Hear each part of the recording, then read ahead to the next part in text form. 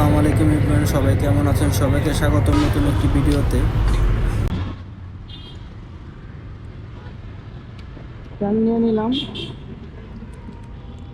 কিন্তু ফুল অলরেডি। আল্লাহ, কারণ এখন যাচ্ছি নরসিংদী। নরসিংদী থেকে শ্রীমঙ্গল যাওয়ার প্ল্যান। আমার যাওয়ার কোনোই নাই, আমার যাওয়ার কোনো প্ল্যান নাই, বাট আমার কাজ আছে নরসিংদী, কালকে একটা দাওয়াত আছে। বাট এখন ফ্রেন্ডরা সবাই বলতেছে, আগের থেকে প্ল্যান ছিল, বাট আমি মাঝখানে ক্যান্সেল করে দিয়েছিলাম। এখন ফ্রেন্ডরা বলতেছে যে যাইতেই হবে ওদের সাথে, না গেলে নাকি ওরা নরসিংদী তারা থাকবে। তো এই জন্য তেল নিবে, তেল নিলাম। এখন আগে নরসিংদী যাচ্ছে, ওরা রাত্রে 12টা বাজে ঢাকা থেকে রওনা দেবে। যদি যাই বাই চান্স, তাহলে ওইখান থেকে জয়েন হয়ে যাবো আর কি। অলরেডি নরসিংদী এসে বলছি, রাস্তায় যে ঠান্ডা ঠান্ডা খবরও না ফেলেছে। এখন বাজে 9টা 19, আমি 8টা 20 কাজ করছিলাম। আইসা বলছি রাত্রে 1 ঘন্টার মধ্যে, কিন্তু রাস্তায় গাউসিয়া পার হয়েছি পর এমন ঠান্ডা, কি বলবো, আমার হাত টাত বরফ হয়ে গেছে। এমন ঠান্ডা, আমি এইখানে এমন ঠান্ডা। যদি শ্রীমঙ্গল যাই বাই চান্স, আমি কোনো প্রিপারেশন নিয়ে আসি না। আমি জাস্ট উইন্ডব্রেকার পরা, ভিতরে একটা জ্যাকেট পরা আর একটা টি শার্ট পরা, জাস্ট ঢাকা যে অবস্থা ছিল ওই অবস্থায় আছে। আমি কি নর্মাল ঠান্ডা শুনি, কিন্তু যদি এই অবস্থা থাকে, অবস্থা খারাপ হয়ে যাবো। যে ঠান্ডা যদি যাই বাই চান্স, আমার কোনো প্রিপারেশনই নেই। আমি জিন্স প্যান্টও করি, নর্মাল প্যান্ট পরা। আমার লং রাইড দেওয়ার কোনো প্ল্যানই ছিল না। বের হয়েছি পরে, আমি একদম অফিস থেকে ডাইরেক্ট বের হয়েছি।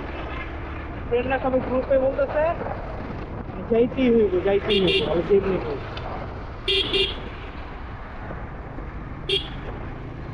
এখনই যে ঠান্ডা, মাঝখানে ক্যামেরা অন করি নাই, অনেক চলে আসছি, কারণ ঠান্ডা লাগতেছিল। নতুন দেখে ক্যামেরা অন করলাম। দেখা যাক, যদি যাই তাহলে তো 12টার পর বের হবো। 12টা না, 1টার দিকে বেরোবো, কারণ ওরাই 12টা বাজে রওনা দিব। ওরা রাস্তা চিনি না। আমার রাস্তা 1 ঘন্টা লাগছে, ওদের রাস্তা 1.5 ঘন্টা, 1 ঘন্টা 40 মিনিট লাগছে। ওদের রাস্তা 1 ঘন্টা 40 মিনিট ম্যাক্সিমাম তো লাগবে, 1 ঘন্টা 40 মিনিট। কারণ আমার রাইডিং, কারণ আমার রাস্তা মুখস্থ, এই জন্য আমি তাড়াতাড়ি আসতে পারি। বের হলাম 2টা 17 বাজে। এই বাইক নিয়ে দাঁড়াইছি। সবার আসার কথা 12টা বাজে রওনা দিচ্ছে, ওরা বলছে, বাট ওরা এখন আসে নাই।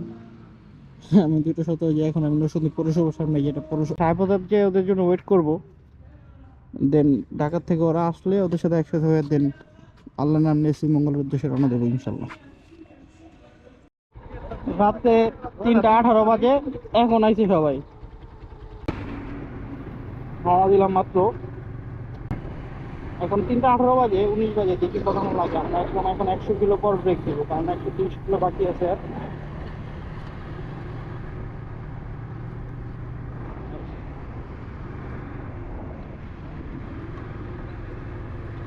5টা বাইক যেতেছে, বাইক আরো আসার কথা ছিল, অনেকজন ক্যান্সেল হয়ে গেছে। যাই, পরে আবার যখন ব্রেক দেবো তখন কথা হবে সবার সাথে। আসলে এত ঠান্ডা আর এত কুয়াশা, মানে কি বলবো। এই যে সব 3 বাইক আমরা একসাথে, 1 2 3, সামনে একটা 4, এই পিছনে একটা 5, এই পিছনে আমার 5টা হয়। রাত 4টা 30 বাজে, কিচ্ছু দেখা যেতেছে না। আমাদের সব বাইকে ফক লাগানো, দেখেন আমাদের এক বাইক খালি ব্যাকগ্রাউন্ড থেকে গেছে, এর সামনে আরো এক বাইকে আছে, কিন্তু ওটা দেখাই যাচ্ছে না, এমন অবস্থা। সবাই 50 স্পিড মেনটেন করে চলতেছে, 50 55, 50 55, এই অবস্থা। এই অবস্থা রাস্তার, আমার হাত পা জৈব বরফ হয়ে গেছে। আমি 1 মাস হয় নাই আসছি ব্রিজে, ব্রিজে ভিউ নিয়েছিলাম গোপ্রো দিয়ে, এবার গাড়িতে ছিলাম, বাট এখন বাইকে মানে অসাধারণ সুন্দর, অসাধারণ। গাড়িতে আসছি আমি মাসখানেকও হয় নাই, আমি শ্রীমঙ্গল ট্যুর দিয়েছি, বাট আবার ফ্রেন্ডদের সাথে যখন ছিলাম ফ্যামিলির সাথে, এখন ফ্রেন্ডদের সাথে আবার।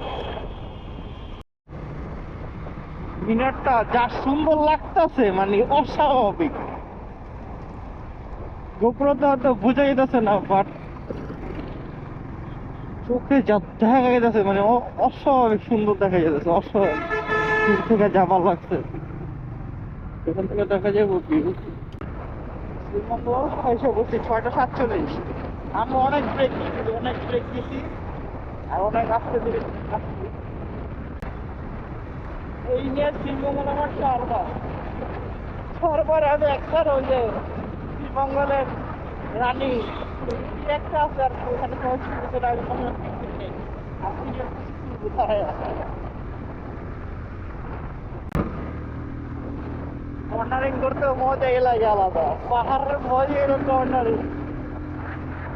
ও অনেকদিন পর মানে বাইকে সাজাগা থেকে কোনো জায়গায় বাইকে যাই হয়, আর এই উইন্টারে ফার্স্ট টাইম যেটা এত ঠান্ডা, গ্লাসের অবস্থা কি হয় যায়, পুরা খোলা হয় এমন। ফ্রেন্ডের সাথে এমন একটা ট্যুর, এই যে এই ভিউটাই ভালো লাগে, সব ফ্রেন্ডরা আগে সেই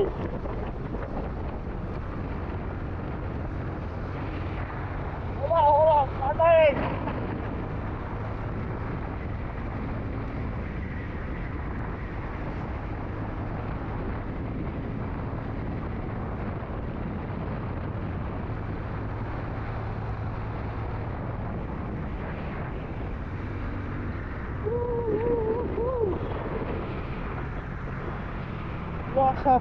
মানে ওয়েলকাম টু শ্রীমঙ্গল। সবাই এখানে পিক নিচ্ছে, আমাদের গ্রুপ করে।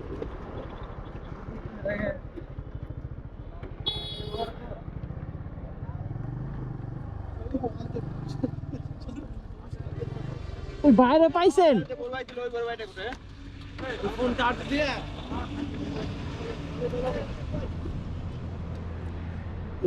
এই জায়গার কথা বলতেছিলাম, সবাই এসে এখানে ছবি তুলে।